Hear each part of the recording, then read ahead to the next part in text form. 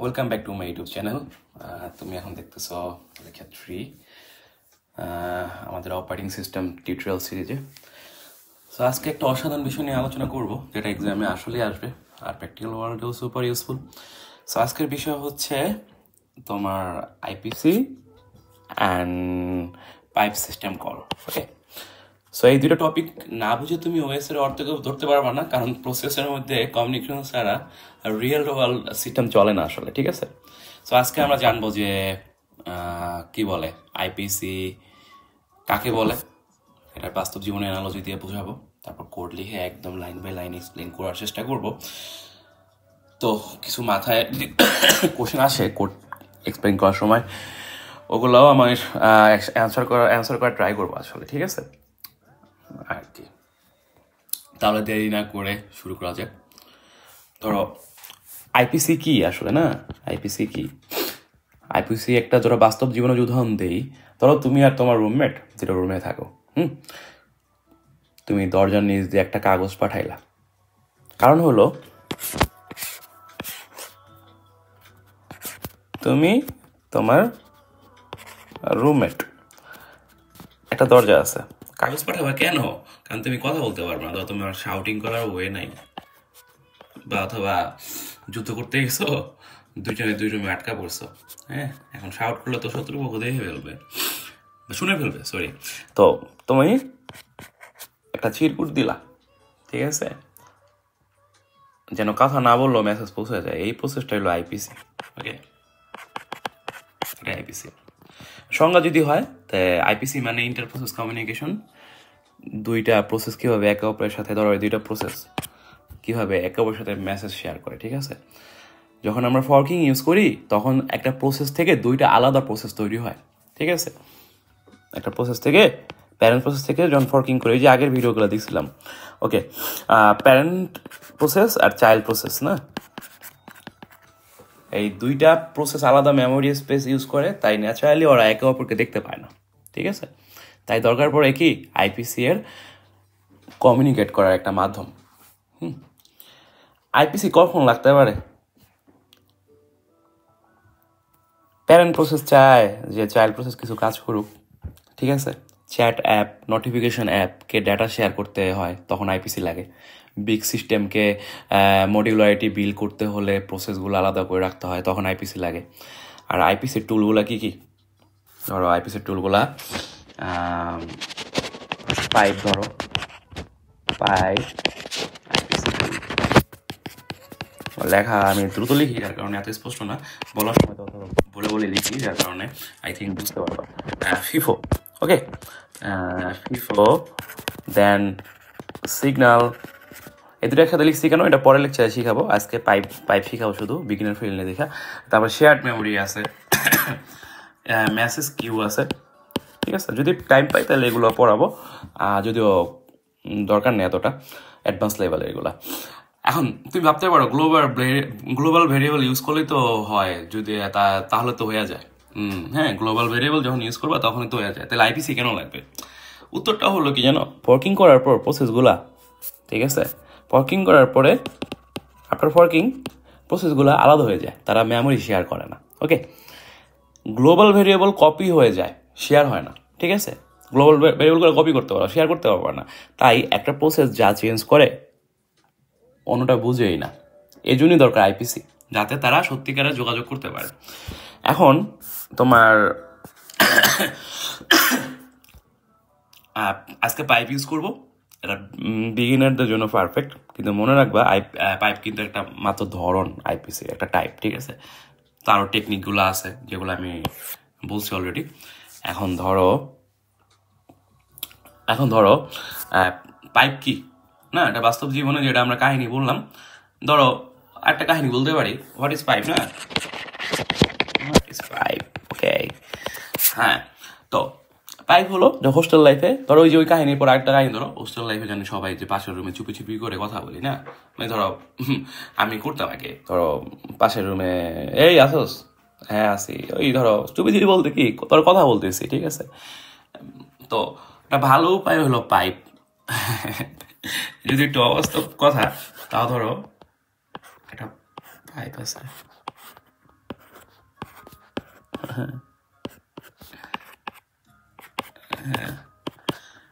Pipe Dharla use করলা, ঠিক আছে, ওটা মাধ্যম। হ্যাঁ, এটাই হলো পাইপ, ঠিক আছে, সহজ ভাষা একদম। তো কথাগুলা বা ধরো কাগজে লেখা, ঠিক আছে, পাইপের মধ্যে মারলা, ও পড়তেছে, এটা কি একমুখী না? অপারেটিং সিস্টেমে পাইপ সেই এক্সাক্ট কাজটাই করে, ঠিক আছে। পাইপ হলো একটা একমুখী যোগাযোগ মাধ্যম, ইউনিডাইরেকশনাল। এক পাশে লিখবে আরেক পাশে পড়বা, ঠিক আছে। এক পাশে চাইল্ড লিখতেছে, আরেক পাশে কি চাইল্ড লিখতেছে, হ্যাঁ, চাইল্ড প্রসেস, এটা নতুন। আর প্যারেন্টসগুলা পড়তেছে, কারণ প্যারেন্টস তো কাজ দিয়ে দিছে লেখার জন্য, ঠিক আছে। তুই বসে বসে খাবি গেলে কন্ট্রিবিউট কর। আচ্ছা, সিস্টেম কল সিনট্যাক্স। ধরো আমরা একটা ফাংশন লিখি, ধরো ইন্টিজার পাইপ,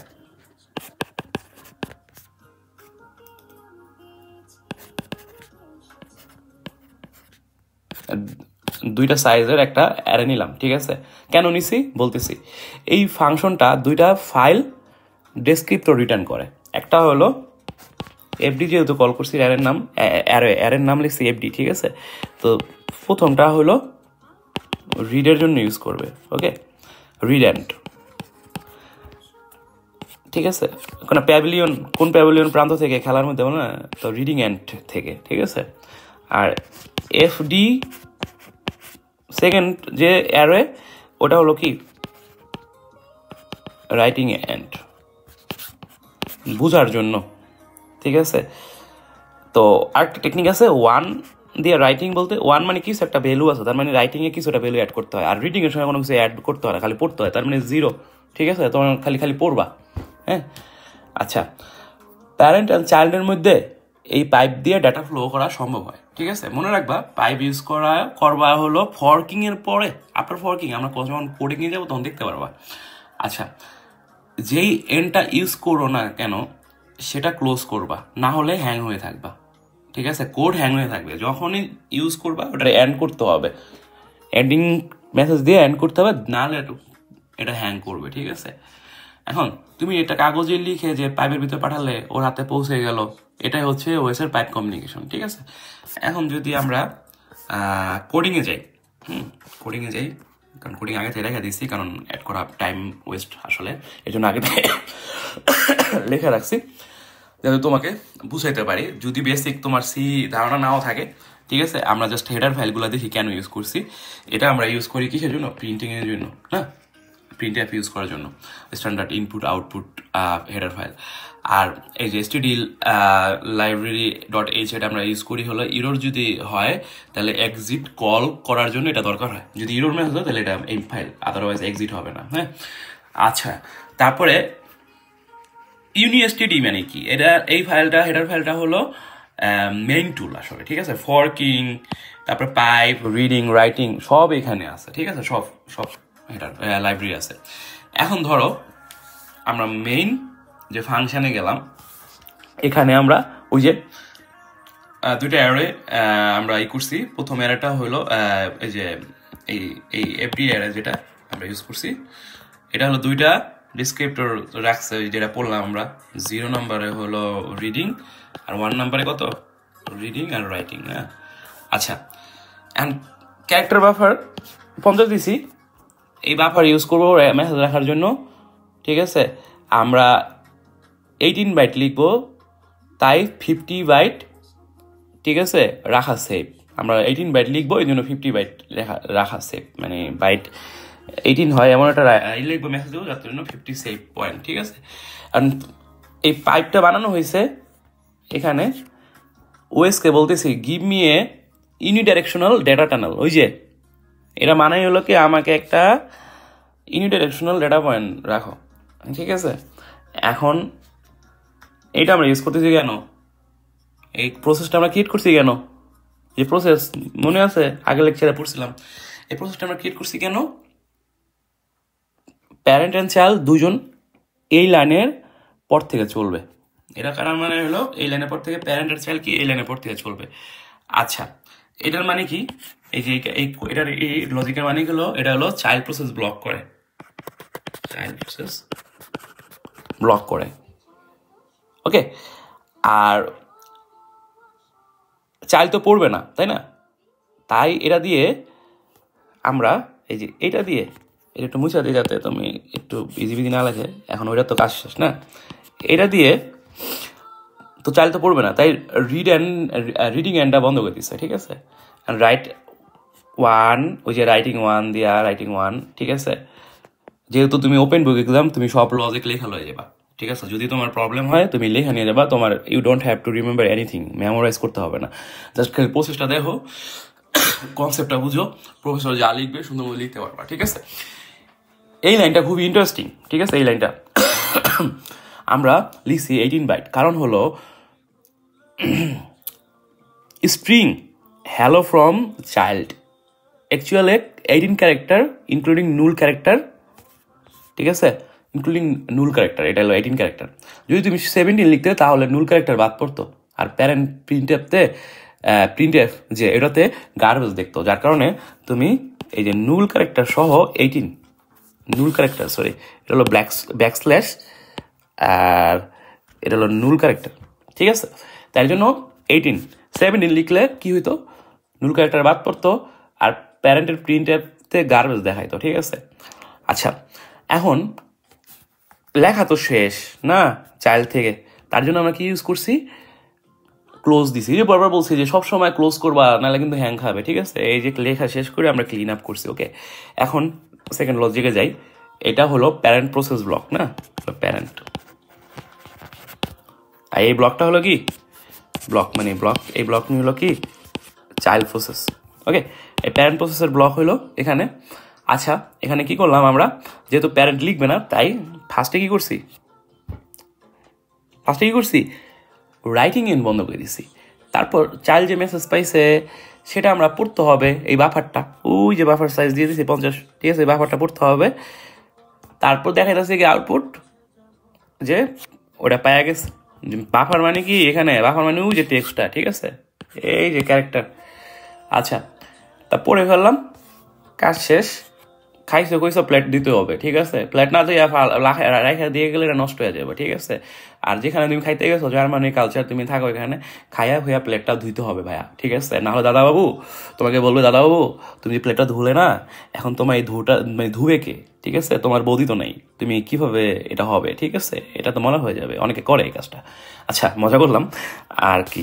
তারপরে আমরা এই রিটার্ন 0 দিয়ে সাকসেসফুলি এক্সিস্ট নিয়ে নিব, ভাই আমার সব কাজ শেষ, খুদা হাফেজ, ঠিক আছে? কেউ বলতে পারে ভাই ফাইলে লিখে সরি এখন ফাইলে লিখে তো না পড়লেই হয় না। কথা হয়েছে কি, ফাইল যদি ইউজ করো তাহলে ডিস্ক অ্যাক্সেস হয়, যা অনেক স্লো হয়। যদি লিখে কাজ করো অনেক স্লো হবে যদি কোড না করো, ঠিক আছে?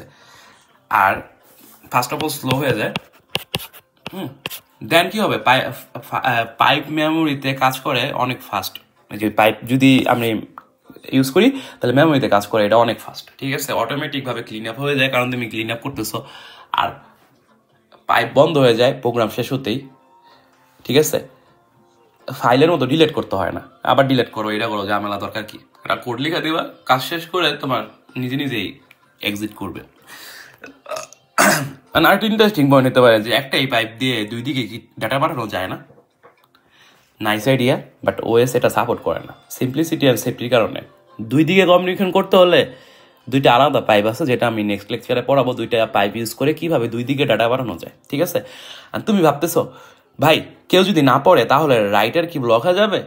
এক্স্যাক্টলি, পাইপ তখন ব্লক করে, কারণ রাইটার ওয়েট করে রিডারের জন্য অল টাইম।